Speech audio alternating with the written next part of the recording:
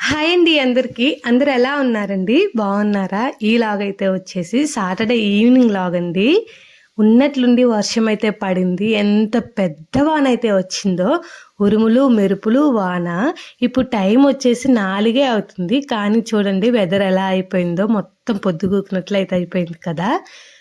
వర్షం పడుతుంటే ఇంట్లో ఏదో ఒకటి చేసుకోవాలి అని థాట్ అయితే ఫస్ట్ వచ్చేస్తది కదా! సో, నేనైతే ఇంట్లో మనం ఏసిన పంటయి ఉన్నాయి కదా! శనక్కాయలు అవైతే వేయించుతున్నానండి. వేడి వేడిగా వేయించుకొని వర్షంలో తింటే చాలా బావుంటాయి కదా! ఆ వర్షానికి గాలికి కొమ్మలు కూడా అయితే పైనున్నవి కిందకైతే వచ్చేసాయండి. అంత పెద్ద వానైతే పడిపోయింది. అదేంటో మరి వర్షాకాలంలో పడే వానల కంటే ఈ టైంలో పడే వానలైతే ఎక్కువైపోయాయి. వర్షాకాలంలో తక్కువ పడ్డాయి కానీ ఇప్పుడు బాగా పడ్డాయి. ఇంక నేనైతే ఇంట్లోకి శనక్కాయలు తీసుకెళ్తున్నానండి వేపుదామని చెప్పేసి. అండ్ కొంచెం పకోడీ కూడా చేద్దాము అని చెప్పేసి పకోడీకి కూడా అయితే సిద్ధం చేసుకుంటున్నాను. ఇంట్లో ఎక్కువ పిండి లేదు, ఆనియన్స్ కూడా లేవు. 2 ఆనియన్స్ ఉన్నాయి. పిండి కూడా కొంచెమే ఉంది. పావు కిలోకో లేదండి తక్కువే ఉంది. సరేలే కొన్నన్నా అవుతాయని చెప్పేసి అదైతే చేస్తున్నాను. నాకు తెలిసిన విధంగా, నాకు తెలిసిన స్టైల్‌లో అయితే చేస్తున్నానండి.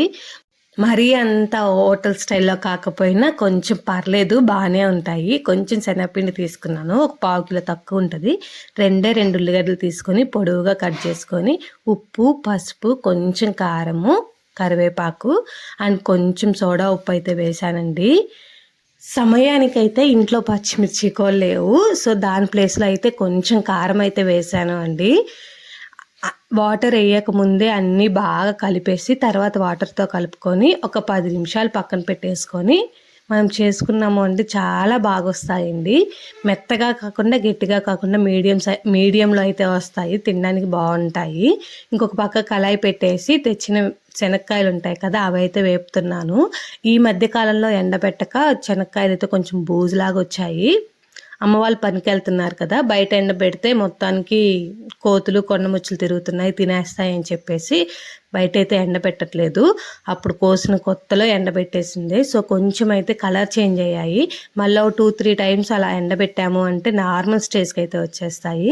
అవి ఓ పక్కన వేగుతున్నాయి. ఓ పక్క కళాయి పెట్టేసి మళ్ళీ ఆయిల్ అయితే వేసేసి, ఆయిల్ కాగిందా లేదా అని అయితే చూసుకుంటున్నానండి. నేను చేత్తో ఇలా చూస్తాను ఆయిల్ కాగిందా లేదా అని చెప్పేసి. వర్షం పడుతుంది అంటే కొంతమందికి ఆనందం, కొంతమందికి కష్టము, కొంతమందికి దుఃఖంలాగా అందరికీ ఒకలాగే ఉండదు కదా! మనకి ఇంట్లో ఉన్నాం కాబట్టి మనం ఇలా వేడి వేడిగా ఏదైనా తినాలి అని చెప్పేసి ఇలా ఏదోకటి చేసుకొని తింటాము. అదే గేదెలు బయట పరిస్థితి ఎలా ఉంది అంటే కొన్నైతే వర్షానికి తడుస్తున్నాయి. వాటికి గెడ్డేయడానికి లేదు, పచ్చిగడ్డి కోసుకొని రావడానికి అస్సలు తెరపలేకుండా వర్షం అయితే పడింది. పాపం ఎండుగడ్డితోనే సర్ది పెట్టేశారు.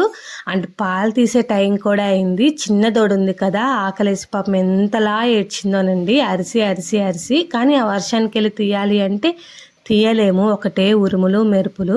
సో, అందరికీ ఒకలాగే ఉండదు.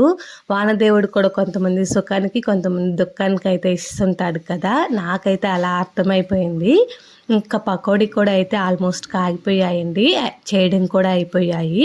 ఈ మధ్య వినాయక చవితి అప్పుడు పడ్డ వర్షాలు గుర్తున్నాయా మీకు? కామారెడ్డిలో అక్కడ జరిగిన ఇన్సిడెంట్స్ అయన్నీ ఉన్నాయి కదా! అండ్ ఒకరి దగ్గర అయితే బర్రెలు కట్టేసున్నారు. పాపం 20 బర్రెల దాకా అయితే ఉన్నాయి. అవి వర్షానికి వరదలాగా వచ్చేసి జనాలైతే తప్పించుకోవడానికి ట్రై చేశారులే కానీ అవి గొలుసులతో కట్టేయడం వల్ల అయితే అక్కడి నుంచి వేరే ప్లేస్‌కి వెళ్ళలేక మొత్తం చనిపోయాయండి. మొత్తం 20 బర్రెల దాకా అయితే ఉన్నాయి. ఆ రైతుకి ఎంత నష్టమో అలానే ఆ బర్రెలు కూడా ఎంత గోసైతే అనుభవించాయో పాపం. ఇంకా టైం అయితే 5 అయిపోయింది. ఇంక మా అమ్మ యుద్ధానికి రెడీ అవుతుంది. ఇంక గేదెల దగ్గరికి వెళ్ళడానికి అయితే రెడీ అవుతుంది. రెయిన్ కోట్ వేసుకుంటుంటే లోహితకి ఒకటే నవ్వొస్తుంది. కొత్తగా చూస్తుంది కదా!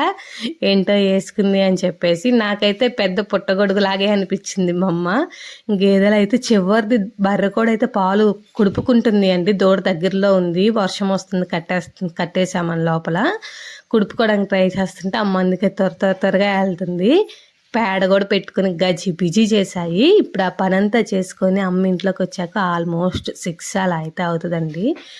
ఎండ గాలి కాస్తుంటే పని చేసుకోవడానికి బాగుంటుందే కానీ వర్షం పడుతుంటే గేదెలు లేకుండా ఇంట్లో ఉండే వాళ్ళకి కొంచెం సంతోషం కానీ గేదెలు ఉన్నాయి అంటే వర్షానికి అస్సలు పని చేయలేము.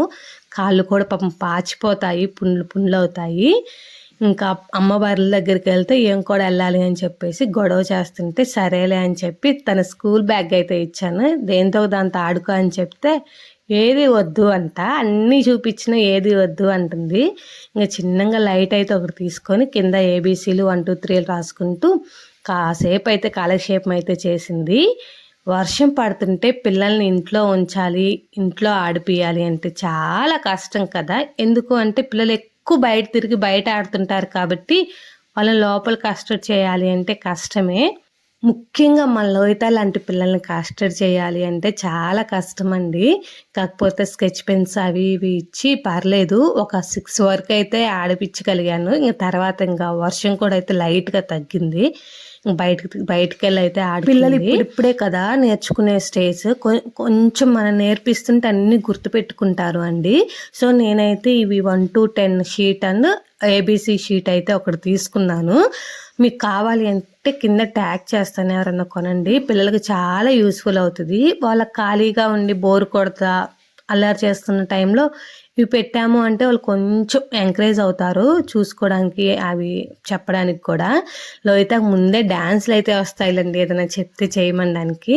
ఇంక వర్షం తగ్గింది అని చెప్పాను కదా, బయటకు వచ్చి పాటలు పాడుతూ కాసేపు అయితే వానలో అయితే ఆడెళ్ళింది.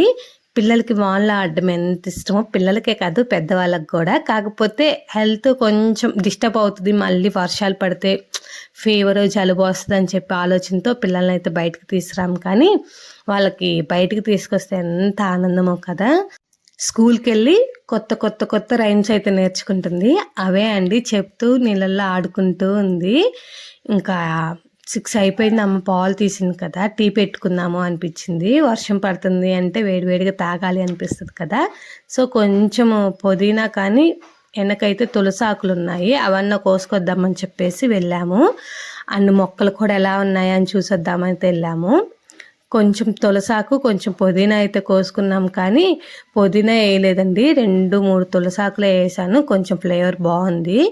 అండ్ ఇంకా మొక్కలు కూడా అయితే చూసేసి లోహిత ఇంకా అక్కడ మరీ చేతులు పెడుతుంటే వానపాములాగా ఉంటాయి అని చెప్పేసి ఇంట్లోకి అయితే తీసుకొచ్చాను. ఈ పుదీనా ఏందో ఒక 2 రోజులు బాగుంటుంది అండి, 2 రోజులేమో వడబడిపోద్ది. ఇవైతే మేము లోహిత వేరే ప్లేస్ నుంచి చేను దగ్గర అయితే గింజలు తీసుకొచ్చింది. ఆ గింజలు తీసుకొచ్చి ఇక్కడ వేసింది. తులసి విత్తనాలు అయితే ఎంత చక్కగా మొలిచాయో, నేను మొలుస్తాయి అనుకోలేదు.